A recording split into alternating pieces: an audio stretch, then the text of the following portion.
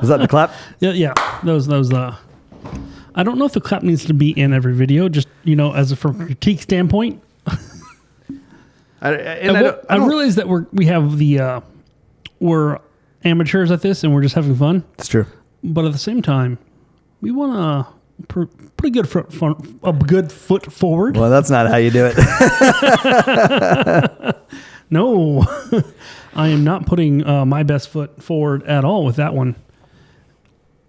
No, what do you mean? I don't think I've done it for the last couple. It was the last one. It was in the last one? Yeah.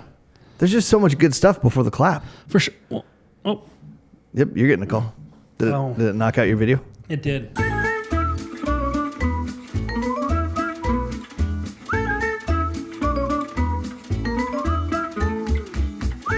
And I'm back. Yes, you are. Announcer voice Jeremiah. Announcer voice Jeremiah is back in the house. Let's start again. Okay. Start again. So, Jesse, last week you were a little worried, a little tired, because you had something going on Sunday. Yeah. And in fact, even as I was going back and not only editing it, but then even listening to it again when it was all put back together, it didn't turn out to be a therapy session in the way that I expected it to. I thought it was just going to be me just pouring out all of my frustrations and all of my feelings. But I think in the same way, it was a therapy session in the sense of just being able to chat. And I think I've said this before. I don't think it was the last podcast, maybe the one before that, where I said that I didn't care if anybody didn't listen to this, that this was really good time with just hanging out with you, getting a chat. Just two dudes And I tell you what, I felt better. I felt better afterwards, just chatting and hanging out. I think the next day you said that your sermon came together, like after our chat was on Thursday. So I think you said on Friday. Some pieces fell into place for sure. I think that I still, a lot of it wasn't nailed down. And so I spent the majority of Friday really stressed out about it. And I think Friday night all the way until so I guess it would have been Saturday morning at like 3, I think is when I finally was like, okay, this is what it's going to be. And then I think I kind of tweaked it a little bit on Saturday, ran through it a number of times. And then whether I was ready or not, every pastor I know does. You think you have it down and then Saturday hits and you have about 5 other points. That was actually a much better idea. Yeah. I could say this better this way. I will say that Sunday morning, that thought crossed my mind a couple of times where I was like, oh, I could add, and I just had to tell myself, no, this is what it is. Yeah. And this is it. The Spirit has led me up to this point. I've got to trust that the message that the Spirit wants told that day will be presented. Is there. And if I try to get involved in it on Sunday morning, it's probably my pride and ego and not necessarily Spirit-led. Not saying it can't be. There are pastors out there that can pull it off, but totally could be. And there are times that when I've been up front that something will come to mind and I'll ad-lib it and it'll be perfect. Like it's kind of needed to be there, which I think could be easily attributed to the Holy Spirit. But I just had to tell myself, hey, look, just stop trying to tweak it because you could probably keep tweaking it until whenever. Yeah. And it's done now and you could probably go back and tweak it if you had to preach a similar sermon. Totally. Yeah. So it worked. It went through. I enjoyed it. I don't know that I was particularly happy about the ending, but as I've mentioned that to a few different people that I really liked my first point, my second point, third point felt kind of like I was running out of time and I was trying to just trying to lead into communion, which we were having later. That I didn't get to unpack it nearly as much as I would have wanted to because it was the whole passage was 1 Peter 1, 13 to 21, and I spent the first half of the sermon on verse 13, the first third on verse 13, the middle third on 14 through 17 or 16, whenever there.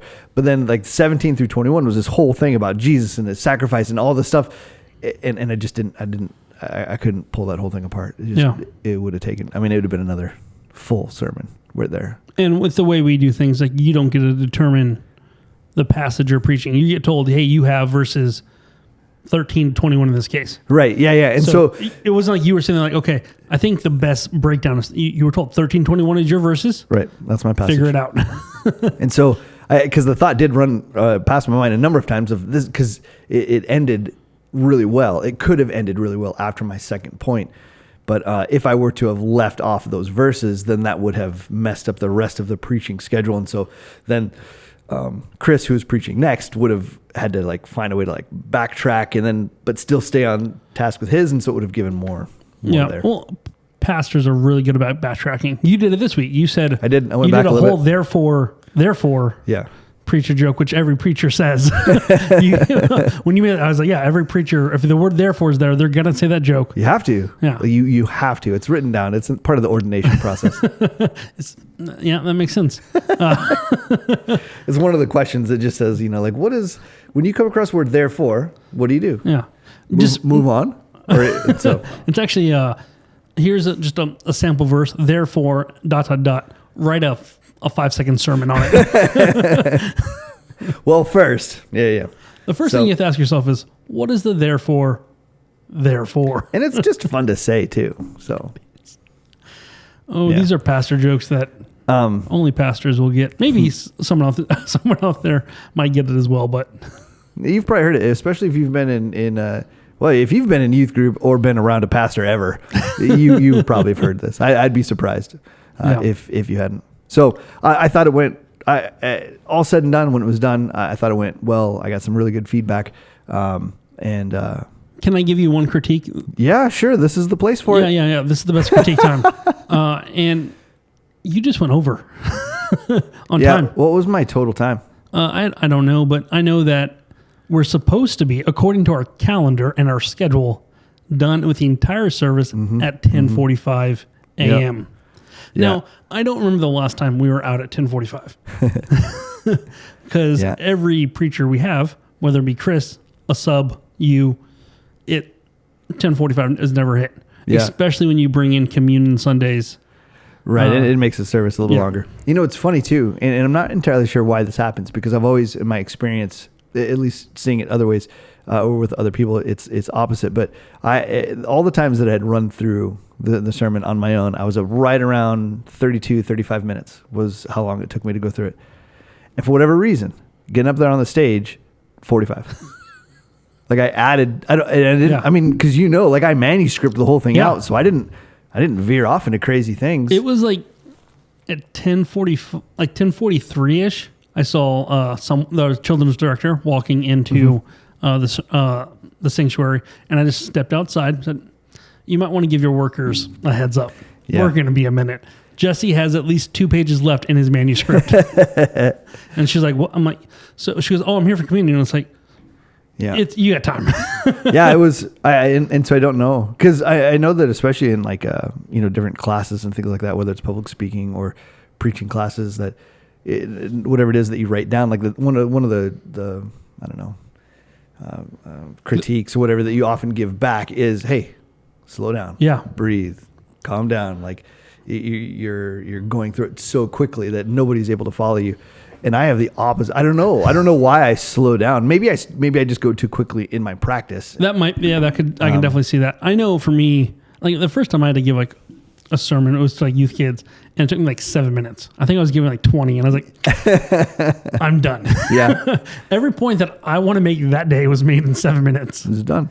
And then we had to figure out what to do for 13. Yeah. But yeah, so you definitely go faster typically when you're up on stage and you get those people looking at you, judging every word you said. Yeah, and so I don't know if it's just a groove that I find where I can just like really just like, hey, let's soak this in. Like it was good. So I'm not gonna take away from. Thank you. But one critique, and that's all I'm gonna say. Critique of every pastor I've ever listened to. Yeah, yeah. Except for the church I grew up in, where we had 3 service times: 8 a.m., 9:30 a.m., and 11 a.m. And the entire service had to be an hour and 10 minutes. Yeah, so you didn't have, you had to be like right on the dot. You had a 20-minute turnover period. Yeah. So they were really good about, this is as far as I go. Right. Yeah. So, but we don't have a second service, so we can just go. Yeah. That's true. I think next time we do this, I'm just going to have someone bring me lunch like at 10:50, just to jokingly bring in and be like, oh, you're still going, huh? Yeah. Yeah. Get my Uber Eats delivered. It's hard too. One of the things that I always struggled with. Your video just got cut out, I bet. There was a FaceTime message. Sorry. Yeah. Oh, it says it's still going. Okay. Maybe she realized. good. Okay, we're good. Well, but one of the things that I had always struggled with in school in different preaching classes was always struggling with wanting to say more, and not in the sense of like I feel like I have to keep talking. is my video still on? I mean, I can still see. Move your hands. Move your buddies. It is frozen. Yeah. Okay. Interesting.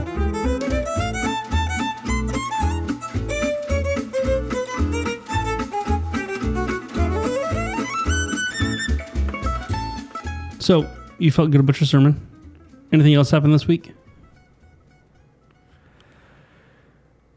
It was nice to it's been a little bit relaxing week, to be honest. Because we're taking a break in youth group and just kind of like thinking ahead, thinking through summer, but not having youth group in the evening. Yeah. Crazy junior hires or high schoolers occupying a Tuesday or Thursday night. Although we'll see if any show up tonight. Did any show up on Tuesday night? Not that I know of. Okay, but you weren't here. You're like, I'm going home. Yeah. I was gone. But I did get. I mean, I have gotten a handful of texts from parents asking if there was youth group tonight. Yeah. So it's really been kind of nice and relaxing. Nice. Did you watch any TV shows? I've watched a couple TV shows. Did you watch Miss Marvel? Well, wait a minute. How was your week, Ben? Oh, my week has been good. It's just been work for me. Okay. More planning for the wedding. Trying to figure out the wedding registry stuff. How's that coming? What have you decided? Because you were like there was you're doing online or we have online. Okay. Yeah. So we have a Macy's one and a Amazon one. So you didn't register at the store. For Macy's I did. Okay, because that's fun. That's the fun part. Well, just I want to be done. Things. Yeah. They don't. They give you your phone. They say open the Macy's app and that's go around. Boring. And scan everything with the Macy's app. Yeah. And it was a little tedious because you had to scan one thing, move out. You looked at my phone. Is my phone okay? I'm still on. No, I looked because I couldn't tell, but then I saw your head move a little bit. But you scan it with your phone, and then the app goes to the start screen. You have to go back into it to scan the next. It was like, I just wanted a gun, a barcode gun, a bar gun. Yes, yeah. Good point. Good call. I wanted a barcode scanner, the scanner gun to go through and beep beep beep. Yeah, I probably would add way more things than I need. Yes, yes. I'll have to go back through it and look. But with the phone, I was like, do I really want this? Yeah. I had to make a conscious effort to be like, all right, fine, this should go on there. And I've slowly added things to it and stuff, so we'll see how it plays out. All right. The fiance and I did decide that we can each put one silly for me gift on there. Okay. Yeah. So she put on a Jurassic Park photo frame, picture frame. Okay. I was like, oh, okay. Now, she did that, and immediately I was like, well, I know what I'm choosing. And I put on a 3D printer. Fantastic. I was like, an 85-inch TV. If I had the space for it, that would be on the list. That's funny. I told her, I was like, hey, you're more than they welcome. Have 3D printers at Macy's? No, Amazon. Oh, okay. Yeah. But she put on she was like, oh, I don't know what I want to do. So she looked through my Amazon and goes, Jurassic Park photo frame. I was like, that's $20. I'll buy it. Done. If no one buys that, babe, I will buy it for you. What would you do with the 3D printer? Oh, I just see a lot of things that that are out there that can be 3D printed. Yes, but what? Deck boxes for card games that I play and stuff. Okay. I can also make better inserts I have a bunch of board games. Okay. And the ability to make a more efficient box to hold all the stuff in there would be fantastic. Okay. All right. And then it would just be toys and messing around and stuff. Maybe a Mando helmet. I've seen a lot of that kind of stuff. A lot of cosplay stuff. Yeah. That's that's what I ended up doing with it. And then after about 6 months, it'd be on the shelf and never touched again. But, I have seen a couple videos of people making their own filament. Yeah, I saw one like that. It was kind of stripping down a colored water bottle or something. Yeah. Like a jug that would have had, I don't know, antifreeze or something like that. And the more round ones. But yeah, just stripping it down tiny little strips and then repurposing it. That's recycling. Yeah. Well, yeah. I don't know if I would do that just because I'm just not that guy. I will go buy the filament. Thank you very much. I'm a buyer. People are like, oh, no, it's going to be easier. I don't want to take the time. Like, but it saves them. I don't care. I don't. I feel bad saying that, but I don't care. Like leftovers, I rarely eat them. Really? Yeah. Depending on the type of leftover, I will go for it. But there are some that's like, yeah, there's no reason to save this. Yeah. They give me like, go to family events, like, oh, take some. I'm like, okay, I'll take some home, knowing full well it's probably just gonna sit in my fridge a couple days, right? And then I'll toss it. But the family feels good because they're not the ones tossing it, so I kind of take it as like my service to them. Like, I'll take it, knowing full well that it'll just live in the fridge until I'm like, and the trash is going out today. Oh, I had things in my fridge. Got to go too. Yeah, makes sense. That might change when I have kids and stuff, but I'm not a leftover person. Nah, that's right. My kids aren't really leftover people either. We'll save things and then throw it away a week later. The only exception to that, and it's not really leftovers at this point, but pizza. But that's like the next day I eat it. I don't have it for more than 2 days in the fridge.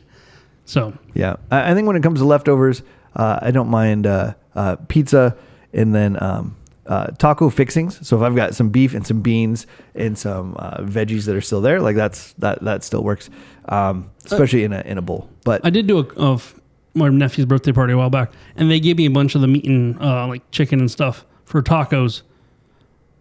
But I'm one dude, and they gave me just a bag full of it. Yeah. I'm like, I can have maybe a couple tacos out of this, right? But I can't. Right. Yep.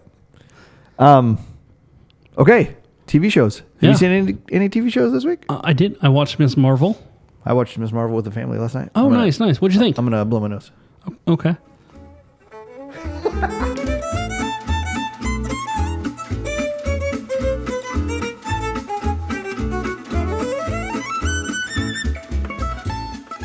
I don't know anything about Miss Marvel. I know very little about her. I know that she's a Pakistani American. I think it's the appropriate term there. Pakistani American. As far as the show or the comic character?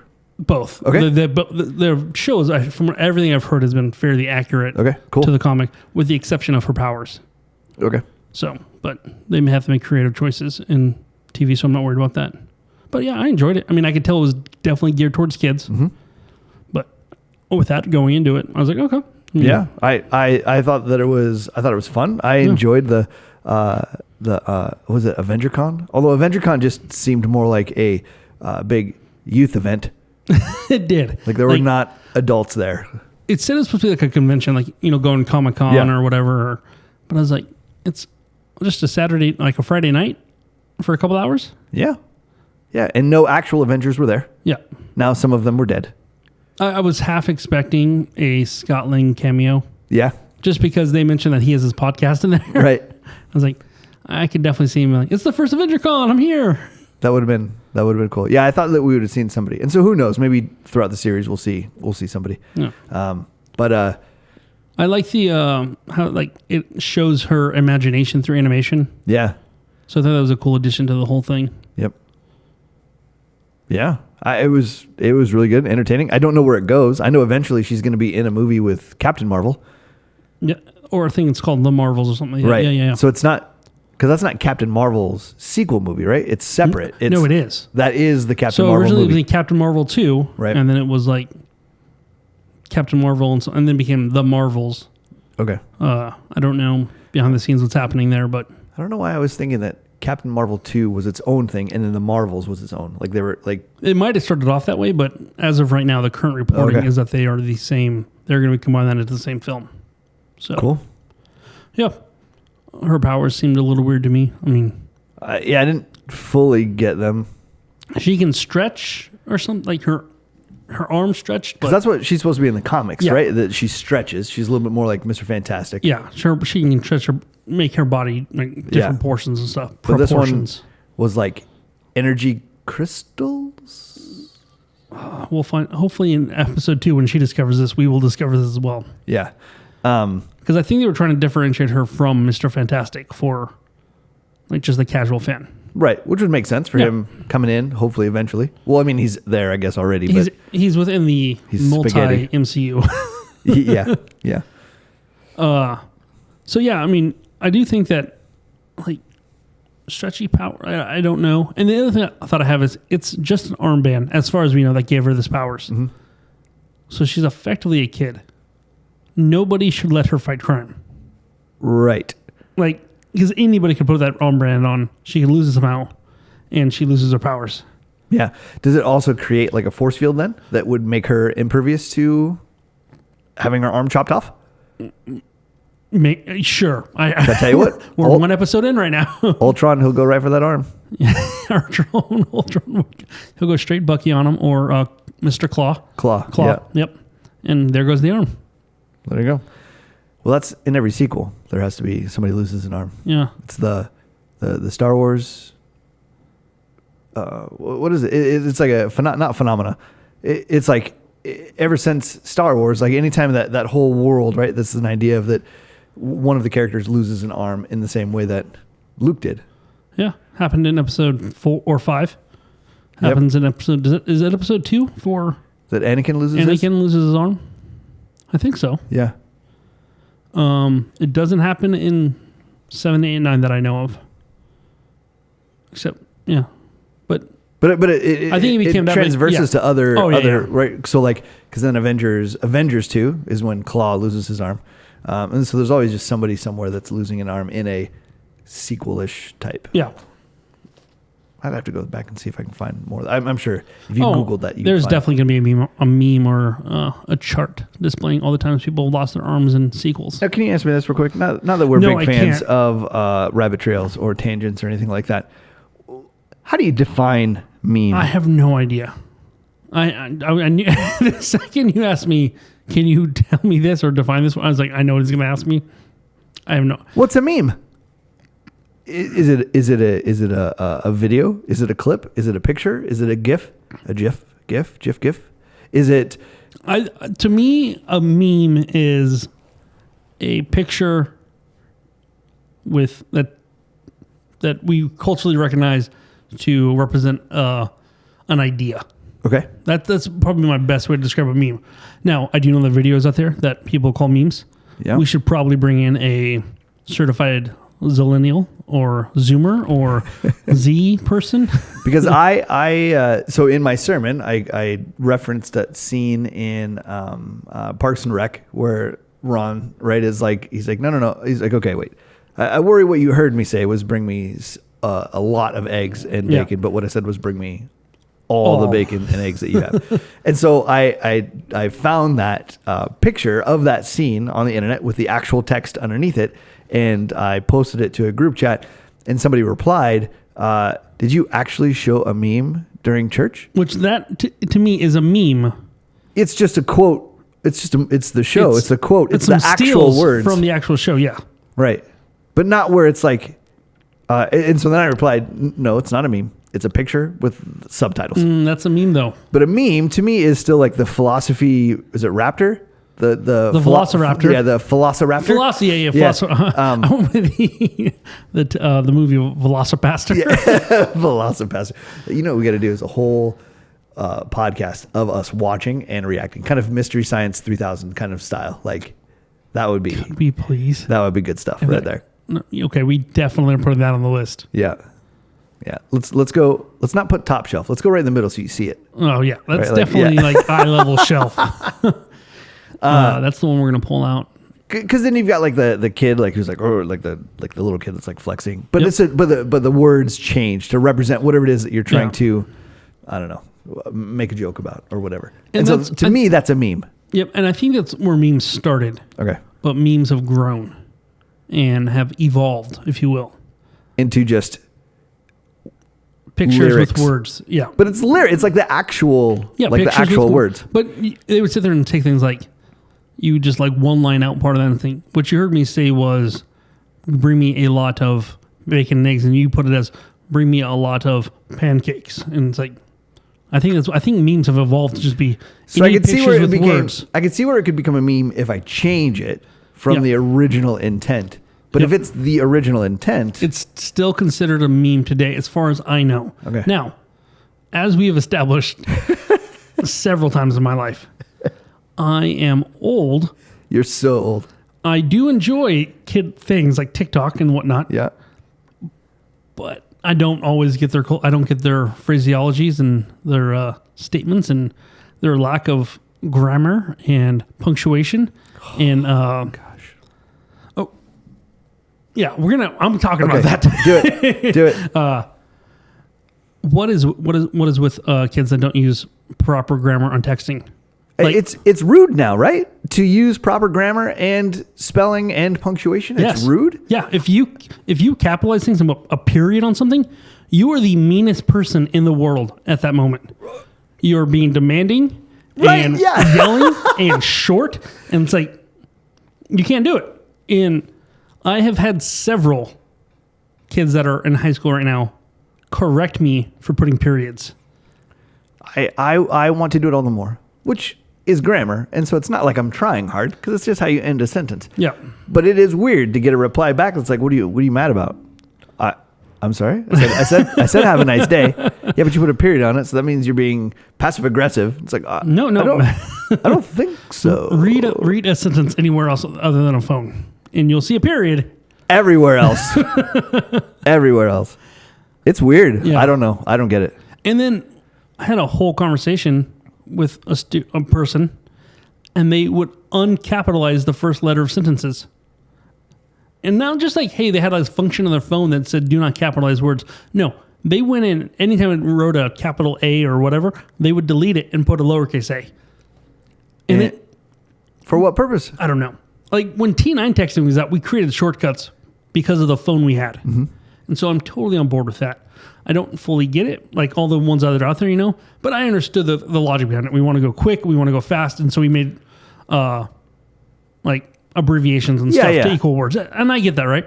Now that we have a full keyboard on our phone, I spell out everything, especially with predictive text. But I spell out everything, and I capitalize my letters. And they're like, no, you don't need to do that. What do you mean I don't need to capitalize my letters? Yeah, it's especially if you're then going to put in extra effort to uncapitalize something. So now you're taking a longer. No. It's supposed to be about quickness. Yeah, quickness. Doing it quickly and get the message out. Yeah, that baffles me. I don't know. But again, right? It's mind-boggling. So bottles the mind. It bottles the mind. That movie didn't get enough credit. Are you talking Blades of Glory? Okay, I was like, I know it's from a movie, and it's definitely Will Ferrell. It's Will Ferrell, I can't think of Napoleon Dynamite's real name. John Heder. Heder? Yeah, that guy. So it's one of those. Yeah. That movie doesn't get enough credit, and it has Pam from The Office. It does. It has Will Arnett, and Amy Poehler. Yeah, that's a good one. I think even is the coach. Not Craig Robinson, Mr. Incredible. Oh yeah, it is. What's his name? Craig T. Nelson. Yes. Yeah. Oh, I totally forgot. Yeah, that's him. It's just that whole thing. It's like when they're like doing we're gonna dance to my humps. What does that even mean? Yeah. Nobody knows what it means. It's just provocative. Yeah, it gets the people going. That's good. That movie's ridiculous. Yeah. That to me is peak Will Ferrell right there. Yeah. You okay? Yeah. Yeah. You look worse than I do, and I'm over here trying not to sniffle into the microphone. Yeah, I don't know. That was weird. Your eyes are very watery from right here. They're very shiny. It's going to be okay. All right. So yeah, I don't get kids that don't punctuate. I don't get, or uncapitalized letters. Yeah. Yeah, it's really strange. If you're listening to this right now and you are an advocate for worse grammar and worse punctuation and all of that stuff, drop us a line. Yeah. Come on, help us out here. You know what? We could probably we could put this on the shelf. When we're at Hume, we're going to try to figure out a way to do this at Hume. Yeah. And maybe we can do that. Maybe we can save some of these questions for these youngins. Ask a Z. Ask a Z. Ask Aziz. Aziz Ansari? Do you know him? Because I mean, we could put out there. I would love to ask him some questions. Hey, if you're listening to this and you know Aziz, we already made a Parks and Rec reference. We'll just follow this all the way through to having Aziz on our podcast. Yep. I love your stand-ups. some great things in there. So many good things. I think the one where is it 50 Cent trying to ask him trying to figure out what purple means. Is it purple? There's something where he's like, wait. He's like, tells everyone to be quiet. He's like, no. Someone's about to describe purple to, or it's something like that. I don't know. No, man. I've lost it. It's out of my head now. I apologize. You don't have to come on the show anymore. You do. I have full authority in life. Yeah. All right. If you want to, like, you totally can. Don't let us tell you no. Yeah. So yeah, I don't get full and proper grammar.